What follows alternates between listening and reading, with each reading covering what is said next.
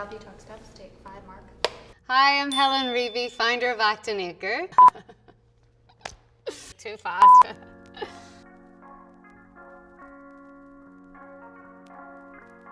Now for my favourite part, time to cleanse. Our cold-processed hair cleanse removes residue. It balances natural hair oil without causing any irritation. So it's very gentle on the scalp. You're going to take 1 to 2 pumps. After wetting and saturating your hair with water, take some water from the shower. You're going to emulsify the cleanse like this in your hands until you get this lovely creamy lather.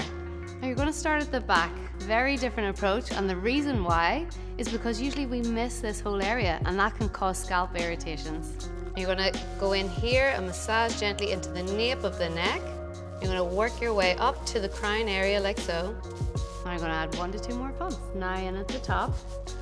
You can really see I'm just focusing on the scalp here. Massage in here, the temples, right underneath. Add that water to spread it evenly and really create that beautiful creamy texture.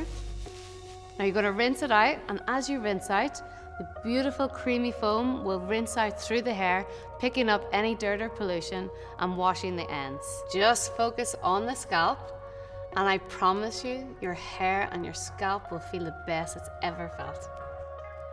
The Restorative Hair Mask is a deep conditioning mask rich in proteins, antioxidants, vitamins and amino acids that help that dry, thirsty, damaged hair. You're going to twist the key, and I usually get a good dollop like that. So you're going to apply it like you would apply conditioner through mid-lengths and ends, like this.